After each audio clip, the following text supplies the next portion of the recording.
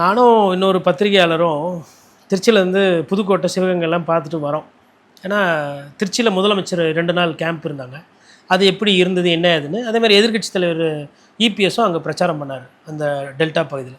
எப்படி இருக்குன்னு சொல்லிட்டு நானும் இன்னொரு நண்பரும் வந்து ஒரு 4 நாள் செய்தி சேகரிக்க போயிருந்தோம். அப்போது திருப்பி வரும்போது அப்போது அவர் கேட்குறாரு, அந்த நண்பர் என்னோடய வண்டி ஓட்டுநர்கிட்ட, அவர் பேர் ரவி, என்ன விஜய் வந்து போயிட்டாரா இல்லையா தெரியலையே அப்படின்னு கேட்குறாரு. அப்போ இவர் சொல்கிறாரு, ஏர்போர்ட்டுக்கு வெளியில் செருப்பு, பிஞ்ச செருப்பு, பாட்டிலு, குப்பெல்லாம் இருந்ததுதான் விஜய் வந்துட்டு போயிட்டாருன்னு அர்த்தம். இல்லை மண் ஒண்டி பிறகு தான் விஜய் வந்துனுங்கிறாருன்னு அர்த்தம். அப்போ எனக்கு திடீர்னு சட்டுன்னு பார்த்தோன்னா எனக்கு ஒன்றும் புரியல. அப்போது எப்படி ஒரு பாறை வச்சுருக்காங்க, ஒரு தலைவர்ன்றவர் என்ன பேசினார், மக்களுக்கு என்ன சொல்கிறதுனா ஒரு ஆரவாரம், ஒரு அர்ப்பரிப்பு, கூட்டம் கச்சாமச்சான்னு வரும்.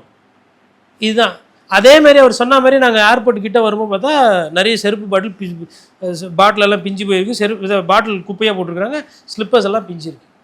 அப்போது ஒரு கட்டுக்கடங்காத ஒரு கூட்டம், போகிற இடம்லாம் சர்ச்சை.